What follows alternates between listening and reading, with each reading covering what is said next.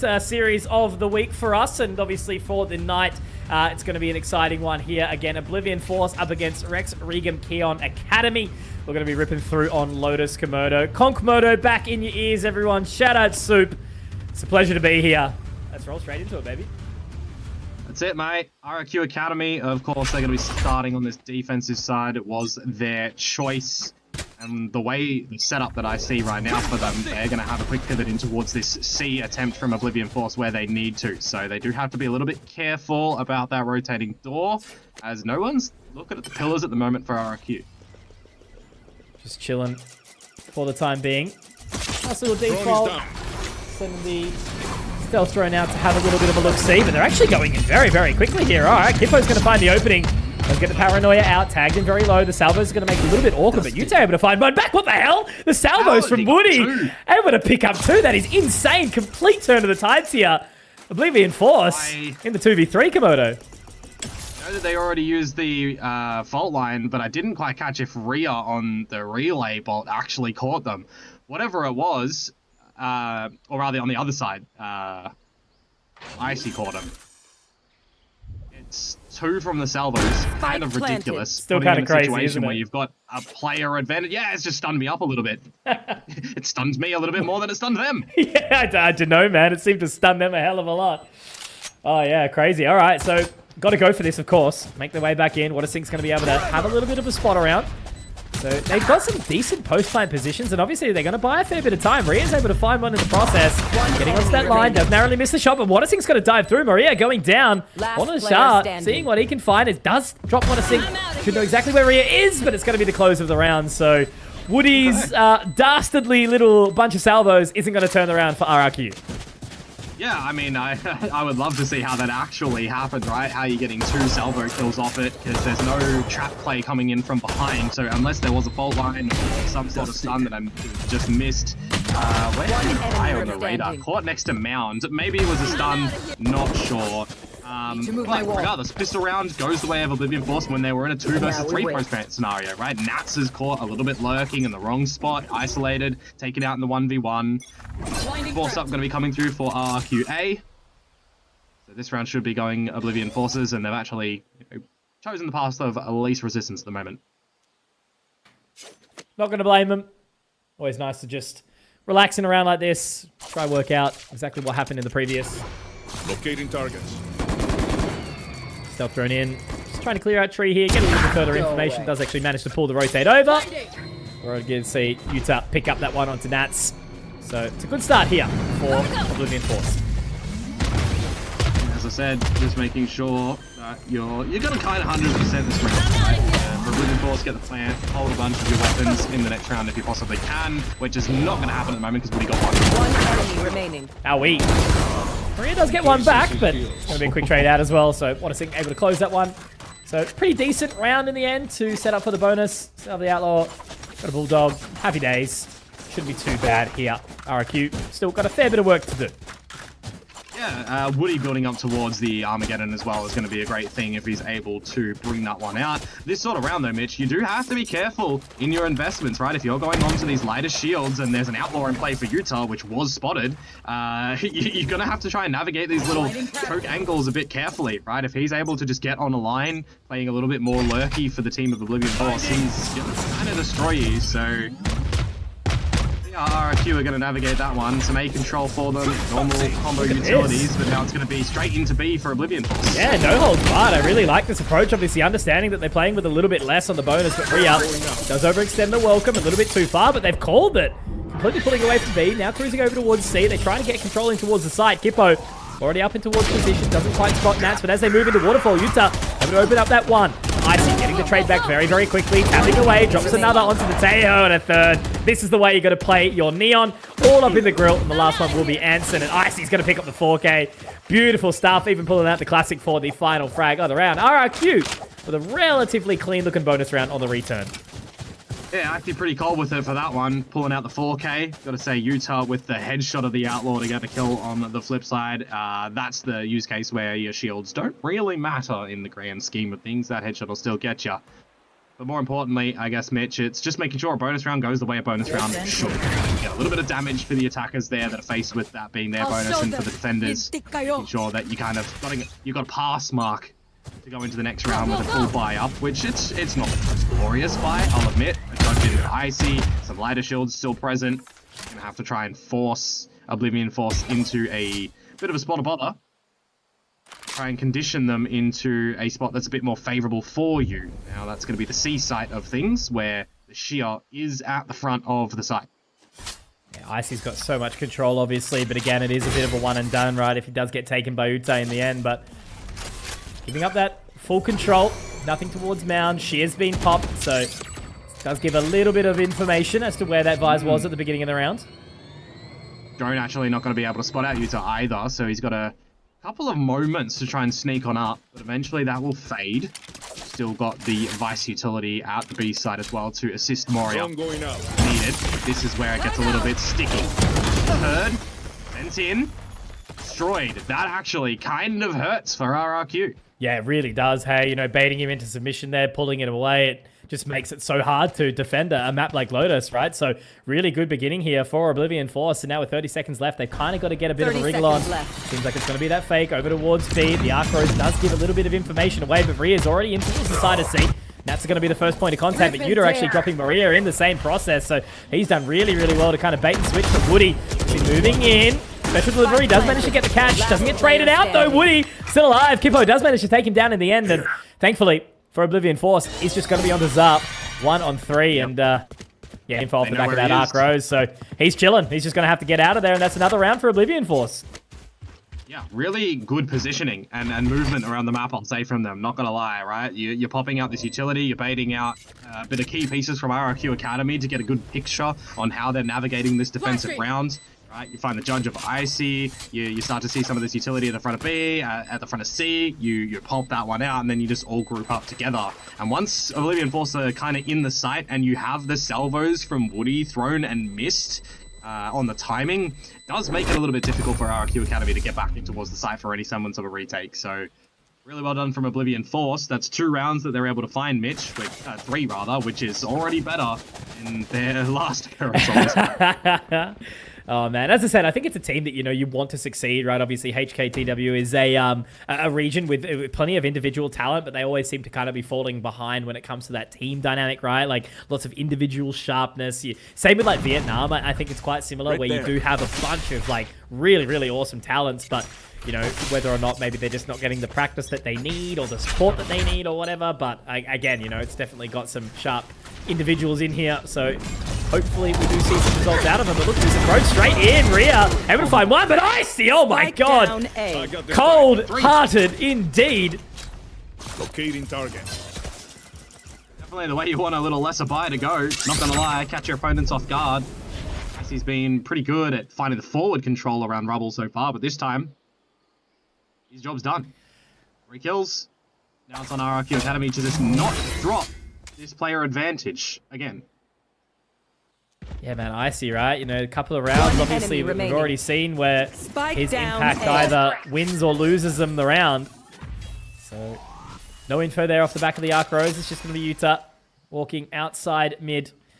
Just having a cruise back in towards A main to see if he can pick up anything. But obviously, they've got the high-low setup. It's going to be so hard to overwhelm, and it's going to be Nats to take the round. RRQ Academy straight back into it. Yeah, really well placed out for them in that round to find, you know, the kind of beginning lead. You got a bit of a middle where there's 2 players remaining on the Oblivion Force. A bit separated, right? One still around the lobby, one at the front of B. Can't really get in there because of the sheer. Really well coordinated. No one on RRQ Academy actually overstepping as well. We've seen a couple of engagements where I feel like these players were a little bit far forward to C plays. This time, not going to be falling into that trap. And start to see a bit of a problematic position for Oblivion Force if this round gets dropped. Mitch, well, they're not going to have money. That's the sharp variety, though. Man, he really is the linchpin, isn't he? You know, solo on Mount. He's even got to get a second and a third. They can't do anything. Icy just completely dancing around this team right now. Solo did obviously have the support there from Maria if they needed, but really all he had to do was just throw up that dark cover for the one-way, and it's been cruisy since then. So he's just going to sit back. I feel like we're going to have to see Raid Boss style from Oblivion Force, where they're going to have to use so. the drone from water sink to try and find where Icy is, and if you see him, leave. Pretty much, yeah. It's not an invalid approach at this point in time, right? But the fact that Icy can actually pull back here, it's been a couple of rounds where he's gone in, you know, got a couple and died, but this time he's pulled away. He's just waiting for the rest of it. They might actually walk straight into his crosshair too. Maria does find it. That's going to be the spike drop now, and Icy gets the info away.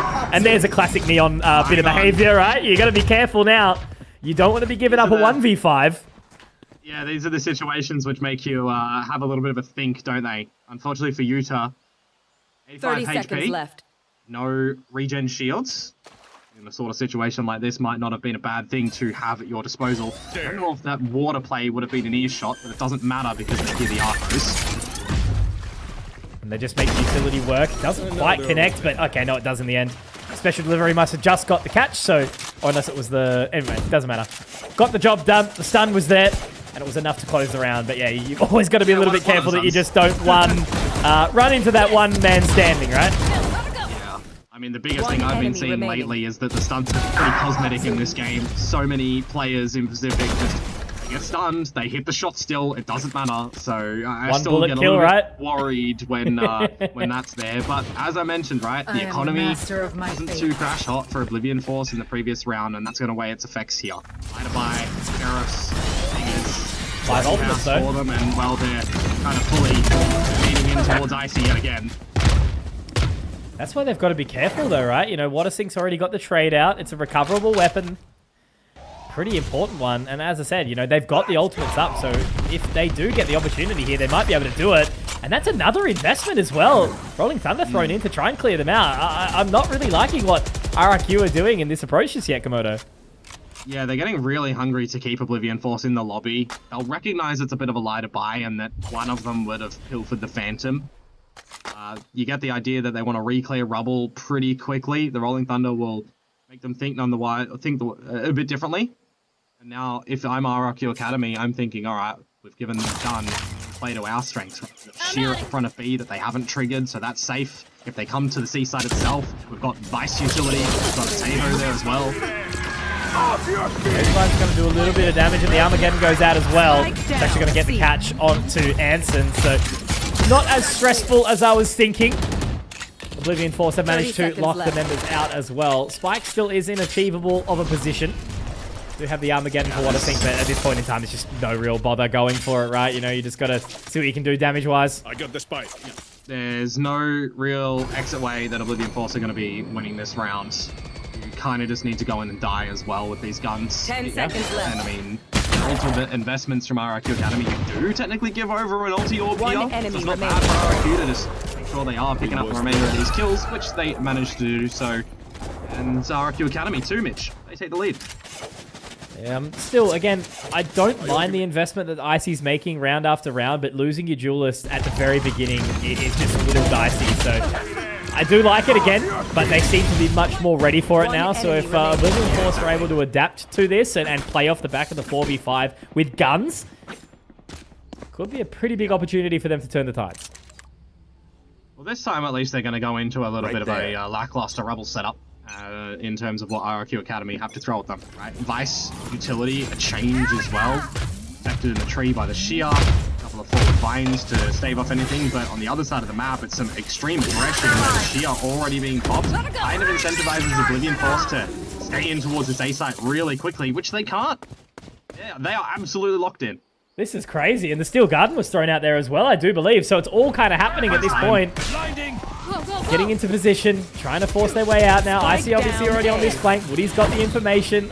Now as the rubble does catch, it's going to be awkward. Relay bomb goes in, and Icy's actually run past, but it's not going to matter.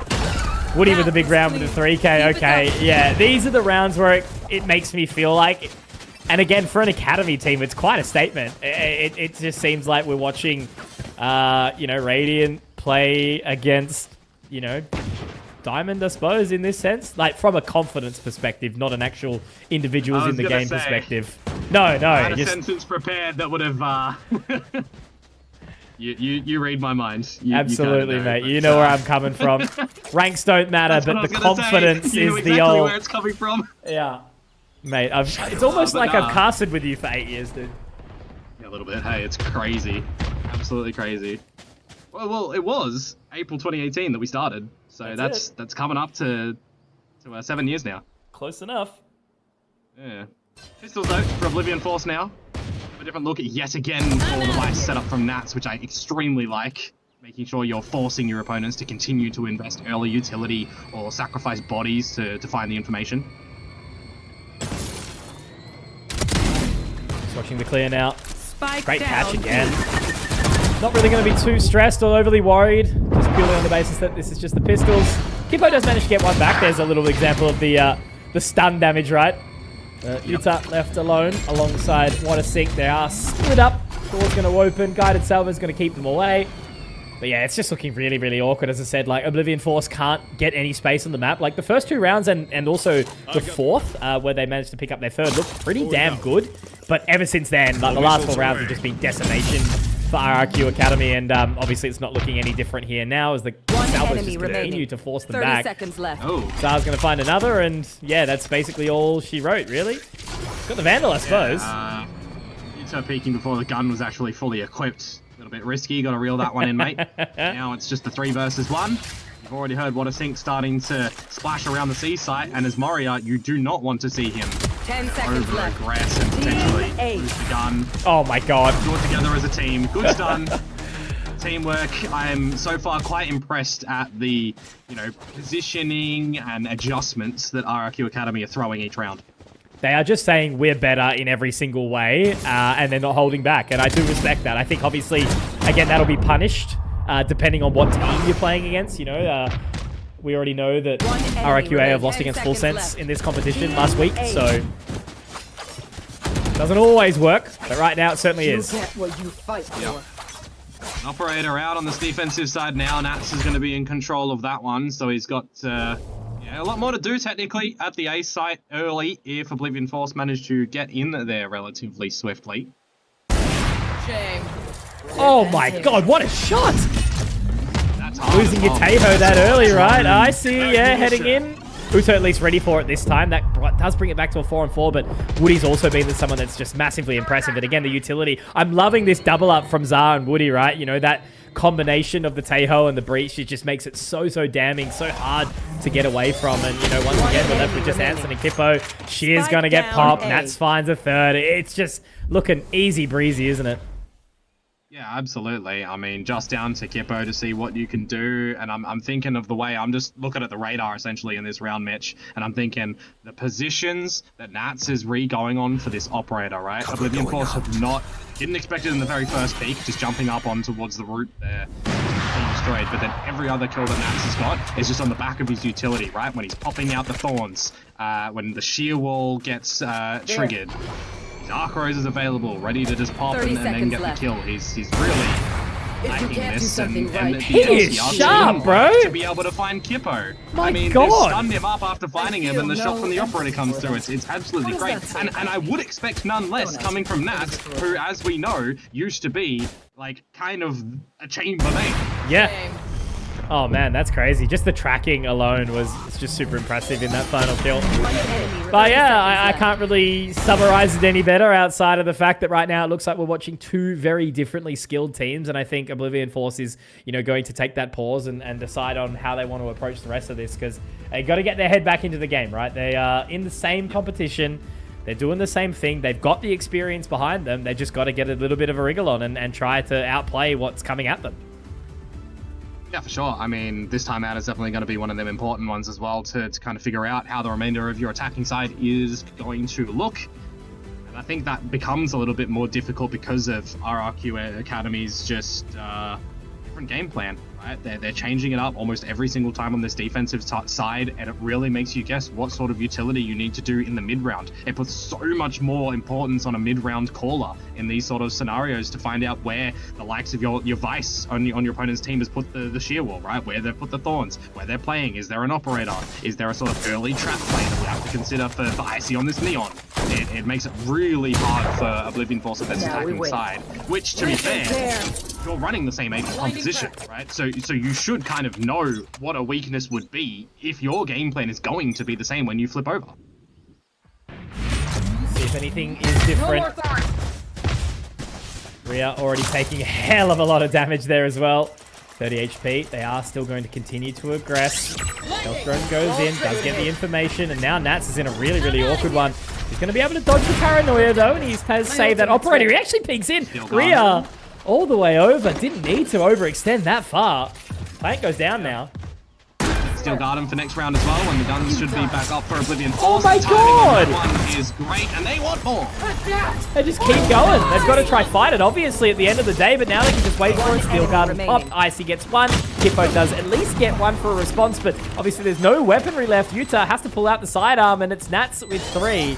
Man, this guy on the Vice has just looked absolutely incredible, but that's a clean retake. 3 alive, no stress, and as we move into the final round of the half, Komodo, again, as I said, Rex Regan Keon Academy have been absolutely unstoppable for the last 7 rounds. Yeah. I mean, I like the idea of Utah using the Steel Garden to bring RRQ Academy down a size with the weapons, but when you've got Nats just coming out with shots like that, and more importantly, just then, the paranoia that comes in from Moria, the timing on that is absolutely impeccable. I think that's the biggest thing that I've been surprised about from RRQ Academy come this map so far, Mitch. It's the timing on the utility for all of them to just help each other out. Yeah. And I would actually not be surprised if that is like the brainchild of Sky, ensuring as the coach that the team is just extremely well orchestrated in timing.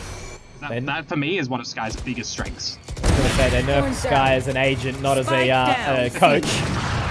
So Nat's getting that opening again, right? Kippo goes down, so already that's losing out on some of his utility. Rhea's going to push in, does get the catch. Okay, so finally seeing that fault line go all the way through and get the catch is going to be massively impactful. They can set up for this post plant, but no! You're right, Utsa goes down. And man, has Armageddon. They can really fight this now, can't they? This should have been an advantage for Oblivion Force, but now they're just going to slow it down.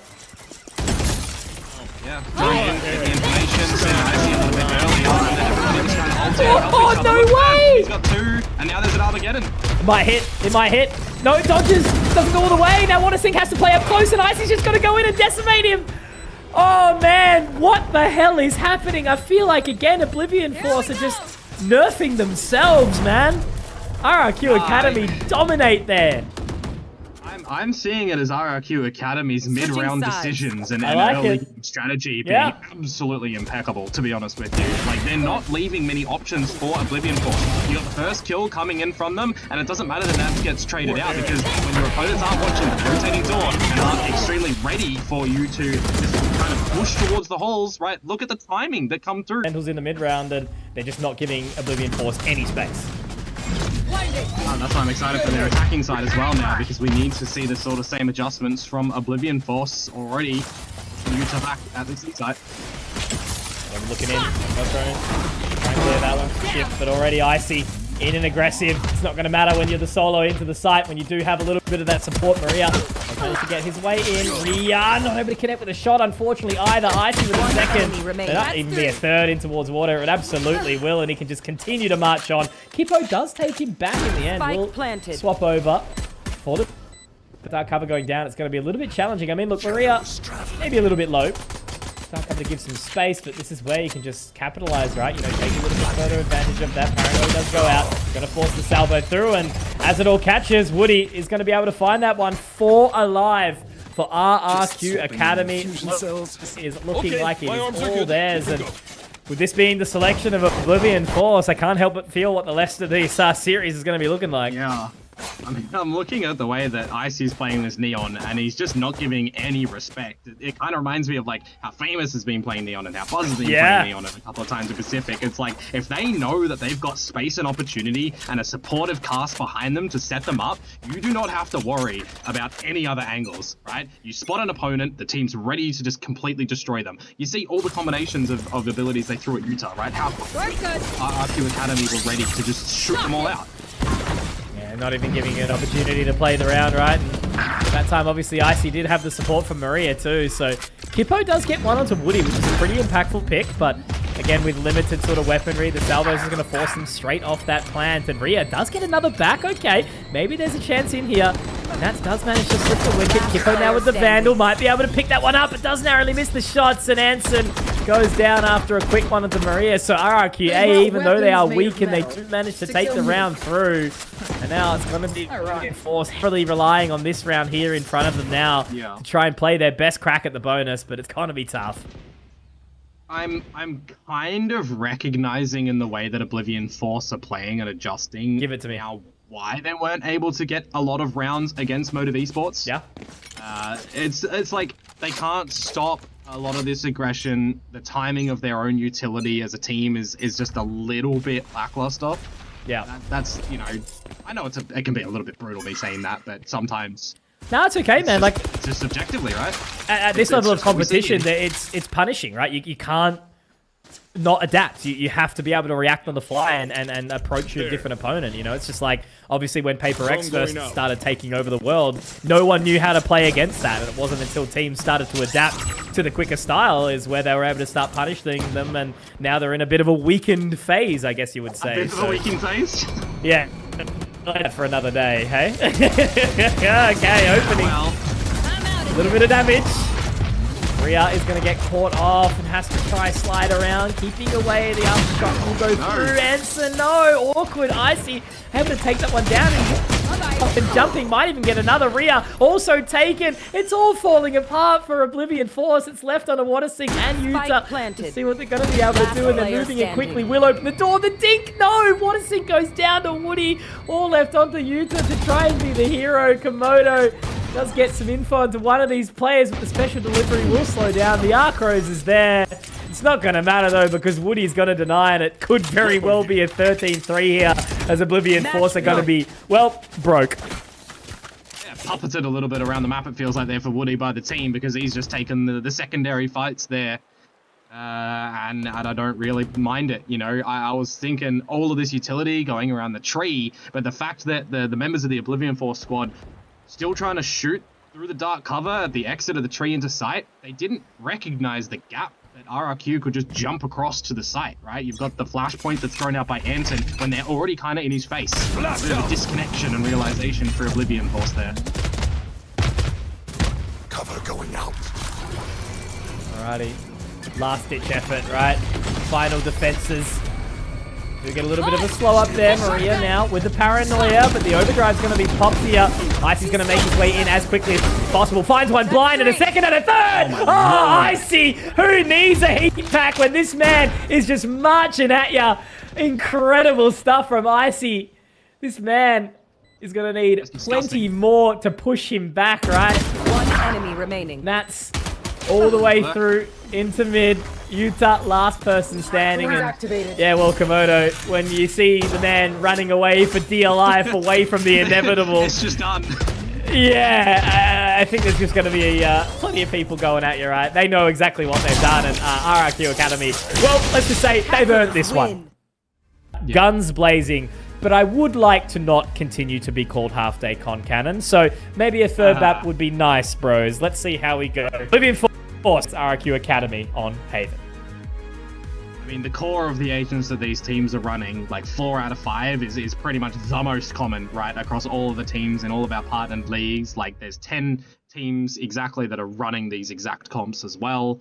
So it's pretty common. Like, you'd see some substitutions sometimes for the likes of the Breach for a Teho instead, or you're seeing the Sova for a Teho. You're seeing some Yoro and ISO, but then you've still got the Omen Sova Cypher, right? So it's pretty like common. A lot of the agents coming on forwards as we are. I guess looking to start in towards this map. There's a bit of a pause right now that we will just wait through. But I think most importantly, more.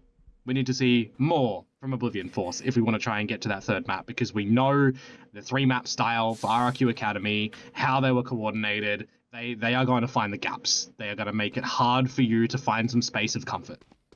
If any team can just run at you like that, especially, you know, when we've got a similar composition, obviously we don't have the Teho, we've got the Sova in play instead. You can still do some seriously damaging stuff on the offense, but maybe it means that, you know, we will see Icy at bay a little bit more, but that pause is going to wrap up. So yeah, you're exactly right. Spot on. Oblivion Force need to go in with gusto, go in with confidence, and see if they can fight the good fight. But for now, what do we see in Komodo? We're just going to see a little bit of a lean over towards C. As, yeah, it's, I don't know, pretty default for now. Yep. None of these big old creep ups towards C and silly tripwires being put around the map. If you know, you know. Right now it's the little creep up from Oblivion Force towards the C site. Shock Dart gonna not hit any trapwires or any sneaky corner holdings. Nat's back onto this Cypher as well, by the way. One of his more played agents too, so back to some comfort territory. And I mean, the rest of the team on RRQ, it's also pretty comfortable, right? So they're just gonna play this pistol as it is, on the back of information, swing around the map accordingly. Because Oblivion Force are not doing anything to force RRQ's hand at the moment. Real slow approach, isn't it? Now in Cubby, and Kippo will be able to punish Nats for getting a little bit too excited. Zar now solo. Does have the support from Maria joining in now. Woody able to pick up one. What though does get the trade on the other side of the map. Maria responds well, but Kippo gets that trade as well. So nice little entry in towards the site. They should be afforded a plant of that spike relatively safely as the rotation comes through. Oh, they've got an advantage for once. See if they can close it here. Gonna do their best, Komodo. Little edge in. Last Kippo player low. standing. Tag up for sure, but Icy doesn't clear his corners. Woody able to get that one back nice and quickly. Does recover the bullets. I do not like that. I hate everything to do with that, Anson. Why are you not hiding? Why are you not sitting in the corner? Clutch. You've been punished. And RRQA walk away with the clutch. Woody in the 1v3. Player advantage, but they sat themselves where they had nobody in like an actual crossfireable position either, right? Yeah, that was just bad Valorant, really, wasn't it? A player at default and a player in the cubby. Enemy remaining. And your cubby player is just peeking out. You're an omen. You could play deep. You don't like. There's no smokes available for RRQ when they're going on that retake. You don't have to force the hand there. That's a misplay from Oblivion Force, unfortunately. I'm gonna like good in the beginning. Don't get me wrong. Like to get into the site the way they did actually was pretty decent. That's what I mean. Like, I just wanted to rely on that, right? It's like they played the start of the round so well that I almost want to turn a blind eye to how bad the post plant was, just to give them the benefit of the doubt, you know? I mean, I'll highlight the beginning. It was good, but they just kind of played their hands at the end there. And trying to overcomplicate it. And now, Don't worry. Spike down. they're C. letting Nats dance. Style on you. One enemy Now it's Icy's remaining. turn. There he is. Gun here. All right, Icy's already running his spawn in round 2. I love seeing neons and like geckos and ISOs in the third person view when they're just doing silly like ability stuff running around. It's always funny. Yeah, for sure. All right, well, they don't get the pistol like they did in the previous map, so they have to kind of get a bit of a wiggle on now that they've got the first gun round on the side of Oblivion Force. Obviously, bonus for RRQ Academy, but I think they're going to be pretty comfortable after that previous round. They've got good money as well. Yeah. Standing ahead. Gonna shift up towards this A site as well with Icy down in the sewers with the judge. Now it's been heard. Didn't expect one on Utah's side though, did ya? No, not at all. Good response, exactly what's needed, right? You know, now that's a weapon dropped, obviously. Got a little bit of information. So they're just going to slow it down a tick. Oblivion Force, obviously, not going to be aware of that full rotate from RRQA. 3 over towards A. The space free clear, get you some information. You're looking in towards the next round actually, and Woody would be one away from the Hunter's Fury if he does pick up that orb over at A, which is just done. Even in a little bit of the macro play for the forward rounds, you're still keeping your head on shoulders for that. The control now established for Oblivion Force. They can get the spike plant down here and hopefully, I guess, protect it nicely. There's a nice way into the site. Let's see if they can get out and set up for this post plant well. Because RRQA, they're already ready, moving in towards the site. Uta does get one, but Nat gets the trade. And a second, Nat's already looking good. Neural Theft coming out as well. Kippo does get one back, but it's Nats again. Nats again, Komodo looking for 4. He's not going to be taken down. He tries to pick up the Vandal, but denied. Rhea holds on for dear life, drags the team kicking and screaming through into their first round. Oh my god, the post plant was a little bit better, but man, Nats was just swinging in. The hatless Cypher getting the job done, but just not able to at the end when that hat is actually removed. I want to say, the fact that he held his camera at the top of the site for that long as well, and got all the information needed, like, kind of pivotal for all the kills he was able to do around the site. But that last one, a little bit too hungry to try and get that. Should have kept the connection, bro. Yeah, maybe. Oblivion Force on the board. do Slow more it down than... a little bit more now. I was going to say, got to do more than just get on the board, eh? Yeah.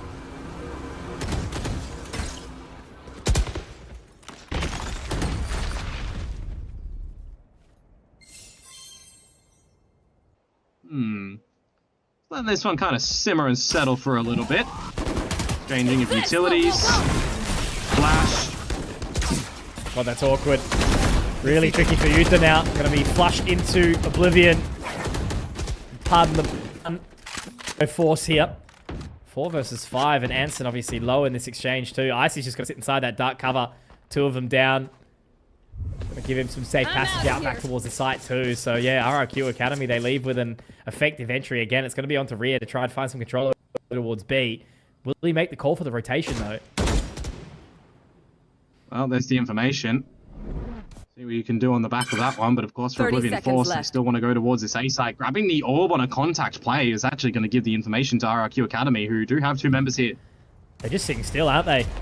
Got the fault line ready to go. As soon as that goes down, it should be an immediate catch at all 3. And Spike down like, A. what do you even do there, right? You know, Rhea's just had to watch the rest of the team go down. He got some information, but he's got 10 seconds left, and you know they don't have to do anything. You're just going to sit completely still and wait a moment. I'm really questioning grabbing that orb there, to be honest. Like, I see that 2 ways, right? Zar rips the fault line, and maybe they've got 3 players there that can just spray him down. Alright, maybe. Or they contact up without touching the orb, and they actually have the element of surprise where if Woody from the graffiti angle spots them, well, they're kind of already going to get ahead of the fault line and can strafe around it. So, a bit rough for Oblivion Force there. They kind of gave the information over to RRQ Academy earlier than you would have liked to see because of the orb there. Okay. But again, for RRQ Academy, they had the right strategy, right? They didn't overplay their hand. They played passive in towards the site, making sure they've got their utility ready on that contact. It's just going to be Woody on this A side by Ace Loans himself, which spots out, you know, Utah has usually been the tip that will have the team behind him. No shifts immediately from RRQ Academy at the moment, however. They do know that Rhea has been playing the lurk role as well, right? So if they manage to find him, clearing together, then they can either wrap around towards the A site together as a team with some good numbers, or they just go back and play a full retake. plenty of options, isn't there? But unfortunately, Oblivion Force don't seem to be taking many of them. And now, obviously, the information here as they start to march towards the site, that trapwire can be destroyed on the flank. You know, there's 2 members ready to go. They've walked in completely dry towards the site. Dorsey will now be able to get that plant. He does have the Rolling Thunder available if he needs it. Nothing on the side of RRQA, though, except for this Hunter's Fury, which has been thrown out. You post some information. Icy, again, already on this flank. They've got absolutely no idea. No call on the trapwire destruction. And it's just been a little bit too easy. Nats gets 3. Icy gets another through the cyber cage. And yeah, 5 alive. Nats is 1 HP, but it's not going to matter. This guy's a demon, man. He's so good. I think you've highlighted it rightly so, that there's no recognition on the trapwire, right? When that gets out destroyed, there's a bit of a look down the sewers, but they don't spot anything because they've just missed the timing on it completely. They're already up through long, and Icy wasn't quiet about that. He had his high gear on, he had his sprinters, like, he made noise, and they've just not acted whatsoever. It's like a flawless retake to come through from RRQ Academy. Yeah, it's just a breakdown in communication, isn't it? You know, I'm sure there was probably a call that it's like they're flanking, but where, how fast, when, etc. And they just can't adapt quick enough. Guns are going to be back in hands, though, for Oblivion Force.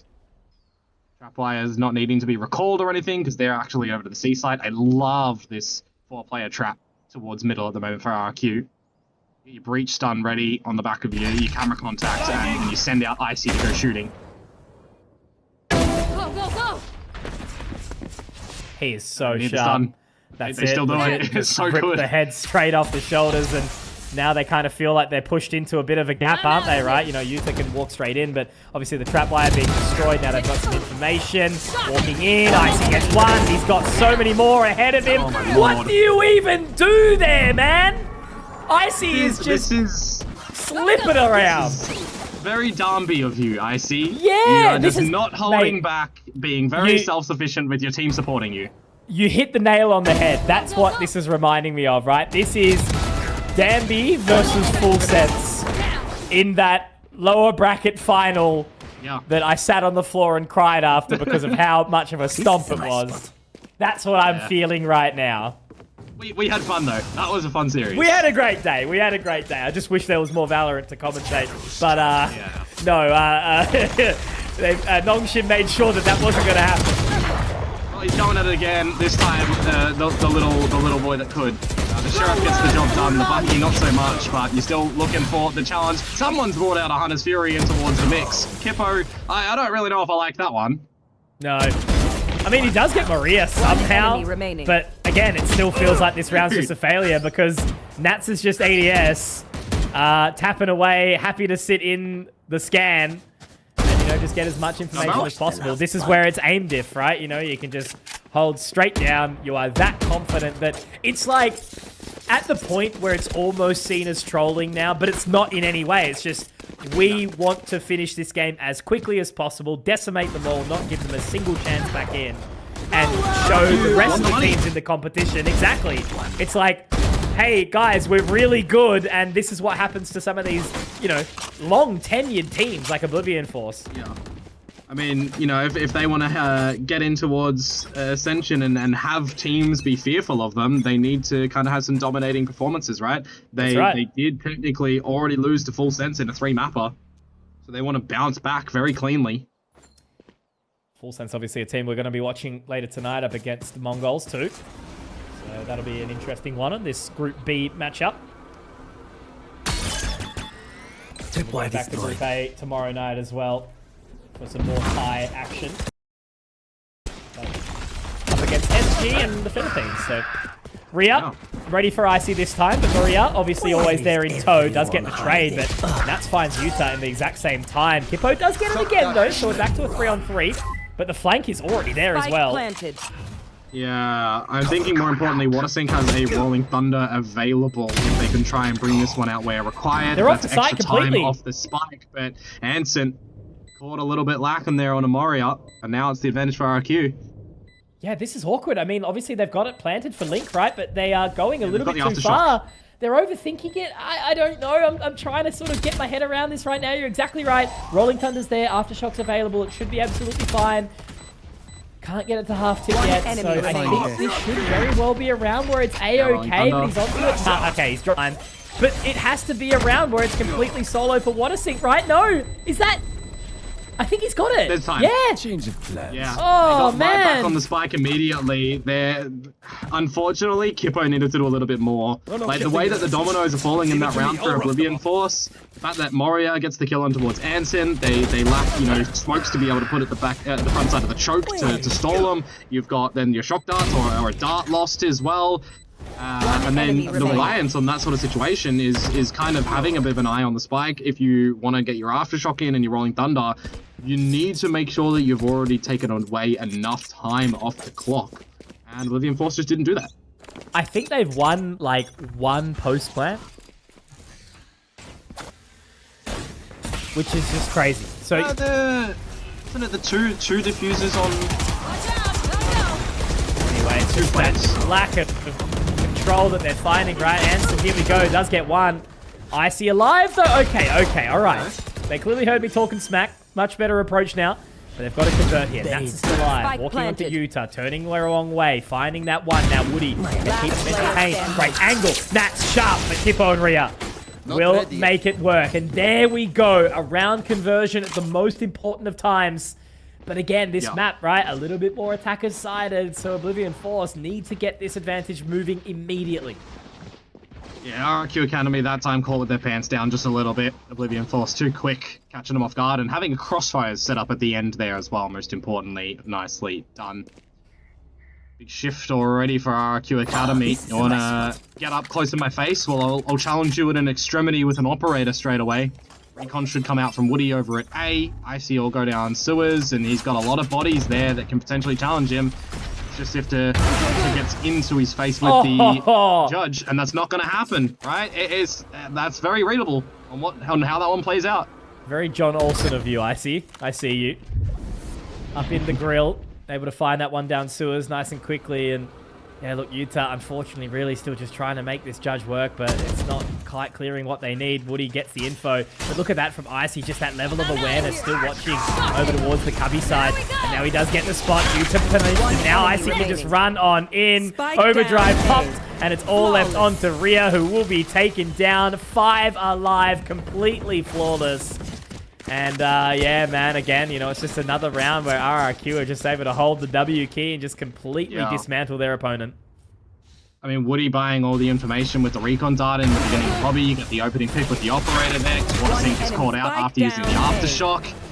And you mentioned, you know, the awareness of what's happening down at long as well. The right timing on that drone, the owl drone from Woody, spotting out 2. Right, they don't immediately send it. They reset themselves to have the extra utility before deciding to go. This mid-round decisioning from RRQ Academy is just absolutely something to behold. Really shows good signs for what we can expect for them for the rest of the year, right, with this current lineup. But now as we see Oblivion Force try to run it down in towards this site, they will get some information, but Nat's already getting that spot off the trapwire. I know He does get caught. Anson pushing through that dark cover, but now Zara is in position. Only gets 1.5. Anson getting the trading back, and now Icy left all alone. This is where they've got to be careful. Does swap over from the operator. Now with Phantom in hands, going to rotate back around to Heron. Anson only 5 points of HP, Komodo. He does have all of his abilities, but that timing on the Oh smoke. my god! How good! Oh! The placement of that relay bolt was immaculate, but good response from Tippo. He saved them twice now. Yeah, bailing them out to get a couple more rounds on the board. Feels like in the scrap a little bit at these later ones. Yeah, the sober carry. Might have something in there. The replays around all the cages as well, and I think maybe if those cages weren't popped, it would have been a little bit better for RRQ Academy to play along the lines with their guns. But a bit unfortunate there. Last round and a half here. So far, the good defenses put up by RRQ Academy. Zar calling a pretty good map once again. It's just the fact that Icy correctly, almost Zar, won the that. IGL. Yeah, I was just gonna say it's just the fact that Icy almost clutched that one, you know. Yeah. What he looked to do here is Oblivion Force. No real big ultimates available. Anson could reposition with From the Shadows. If Kippo can get a kill or the plant, he'll have the Hunter's Fury. That could definitely be something large. RRQ Academy, though, they have all the information around this A side of the site, and Woody is already just setting up for any aggression that might come his way through the A site. And if they don't, well, he can kind of use his Hunter's Fury and buy time for the team to rotate. Another opportunity for a full post plant here, but no, it actually gets completely denied. Rolling Thunder and Hunter's Fury popped, as you mentioned, now expended. They do get out, but they're straight back in. And now it's just watching on that flank from Icy, already all the way around. Kippo just did to get his Hunter's Fury from the plant, too. From Anson, but Zara immediately trading it. Kippo now punished by Zara again, so all left on to Anson and Utah. Judge not exactly the best weapon to do it. A 2-on-4. They've got to try and work hard here, but it's awkward in that line. 1, 2, Utah! But Maria will trade, will punish, and RRQ Academy are going to walk away with a 9th round here, Komodo. Again, it is just looking absolutely clean and crispy and beautiful for them. The confidence is all behind them, and they're just looking fantastic, man. Another 9-3 half. I mean, we'll get the little replays at the end here. The trades from RRQ Academy, they're all coming, right? All grouped up in numbers. It's all numbers advantages that they're playing in with their... Seeing a turn of the tides, and it may very well be a quick run into our second series of the day. But for now, another redemption opportunity here in the pistol as they shift into the defensive side. I'm interested to see if Oblivion Force are going to have a little bit more for us on this defensive side, because it was the flawless run over on Lotus, remember, for RRQ Academy's attack. Gotta go. Challenge towards the A side, though, by the look of things. A little bit of a bait and switch though, right? They're kind of tending their eyes over towards the side of B, but I'm kind of just keeping my eyes on that cam from Rhea. Well, you'll stave off any aggressions with the smoke and the fault line, and now you want to get some information for Oblivion Force. It's at the wrong spot, however, for them. As with the camera that gets popped at the top of the entryway at B, all the information is going to be here for Oblivion Force. But the spike's going down. Let's have a 5-on-5 retake. They just got to be ready for this flank, right? You know, they did manage to rotate all their way around, and Utah should get information shortly, but Woody well aware Does narrowly miss the shot, but in the end, he gets dinked. In the end, though, turns the tide. RRQA get 2, but then they quickly traded back. Oblivion Force find a couple for a response. Anson very, very low, but they are locked in towards this position. There's a big flank coming through from Maria as well to try and get this gap onto Anson. Anson so low. Kippo does get 1. Oh, Anson a little bit awkward, but Maria does manage to find it in the end. Nats from the back of the site controls well, and that is a 10th round. Nice and easy. It certainly looks a little tiny bit dicey, but at the end, you know, again, RRQA are just in full control, and they've got 10 here. Yeah. Second pistol in this map. You want to come back, dropping the pistol is not the way that you want to start that round off, or the half off, that's for sure. Because now you have to play towards that bonus round and try to have a flawless run, essentially, from there on out. Look at the buy. Oh, I was going to say RRQ Academy are going to be doing one of these FPX buys, but they'll all be going in with the upgrades. Nats is certainly having a bit of a map here. Here. One series, man. Looks so fantastic on that Vice as well. And yeah, now with the Outlaw doing this, it's like, how do you even respond at this point in time? Icy does manage to respond with another. And yeah, look, you know, again, all the control just continues to go their way. Yeah. I'm out of here. Once more on me. Flawless. They're not even being scared of their own team utility, right? Like, it's one of the things where a lot of teams would just throw down that utility and play for the remainder of the round, not go for the hunt. You want to throw in the scare tactic, right? It's looking pretty good. It makes me wonder what Full Sense were doing against Yeah, RRQ exactly. Academy to win, right? Because of course we didn't get to watch that game, unfortunately, the other night. From what we're seeing here from RRQ Academy, and if they lost, right, then it's like, okay, that game must have been banked. 13-8, 13-9, 13-10 in favor of Full Sense. So yeah, clearly popping off, but Icy, as we're talking about other games, he's looking to make it into the next game. He wants to watch Full Sense again, so they can work out how to get revenge into the next opportunity. Watterson gets 1, but Moria quickly with the trade. And again, you know, in this bonus, they're already well in an advantage. And now they can just kind of slowly moonwalk away and set up for a side attack. They do have the scythe utility down towards C, but again, the rotation's so far away. Yeah, and you can't do anything off this utility, unfortunately, right now for Rhea. So you just have to hold the camera for post-plant potentially. But by the timing, they do navigate towards the right locations, so they might actually have what they need to mount out a challenge before the plant. Maria's going to try and make something happen here. Does get Maria in the end, and is he able to get out of dodge? He is. That's well done. Zar gets the trade. Now managing to drop his way back in towards Garage, and still has the spike in hand, so he's going to rotate over towards the B side very, very quickly. But does he keep on going? One enemy remaining. The rotation, oh no! Bites up a little bit too much. Nat should be able to get the cross, though, on the shot. Will he connect with the ghost? It's awkward. Oh my god. Not quite. And they're going to be able to bring that one back. I do think that round was a little bit scrappy from RRQ in the end, but sure. A good risk and reward from Oblivion. Yeah, there was like 2 duels that RRQ Academy took where they're trying to pop out of these smokes or cages where they didn't necessarily need to, right? That C-side there. For Zara at the end, that timing is not going to be ever in your favor if you're trying to go for a double cross. Your opponent's just going to catch you off guard there. So nicely done for Oblivion Force in the bonus round. That ultimately, Mitch, you got to remember, should be going their way, right? It always should be in the way this game plays. Done it with a bit of a pass mark as well. Have all your rifles coming in towards this next round where you want them. You'll have a Guardian, you'll have a Judge, powerful in their own right. There. Shock dart. Why destroyed? Nats has to be very careful. Any more aggressions up towards long at the moment, but it's actually over at Garage where it's all happening. Anson lucky to be alive, though. Great trade out, Anson. There we go. Exactly the round you want to see from the man, and he even manages to fall away. Not a single lick of damage, and does manage to pop. One enemy Shrouded remaining. step to get back. Spike and that's down. a 4K off the trade as well. Nicely played there from Anson. The one-man army.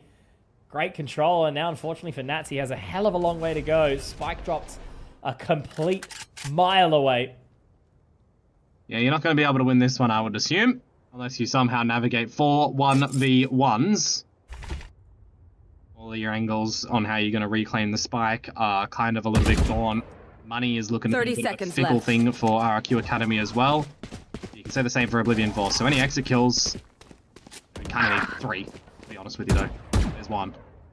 One enemy remaining. Where is everyone? Oh No. no, don't tell me. No, no, 20 no. seconds. He can chase. It's risky. Can he plant? Needs the spike as well.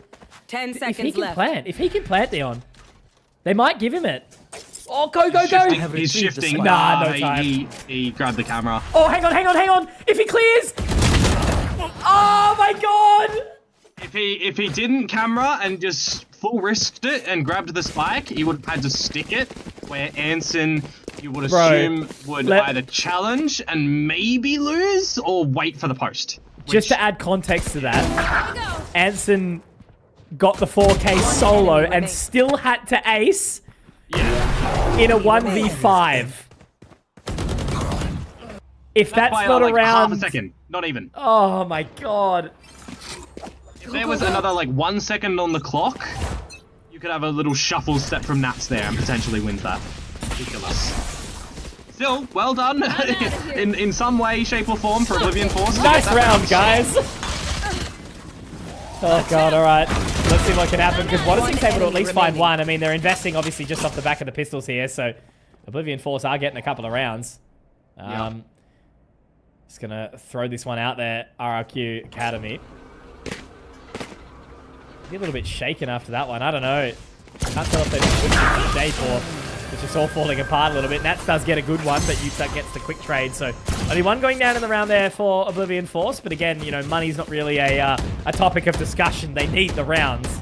Yeah, 100%. I mean, you're a map down in a best of 3 where you're trying to accumulate points and get off the elimination or the non-passing mark of this split, right? You got to get top 3 to get in towards playoffs. You need all the wins you can get.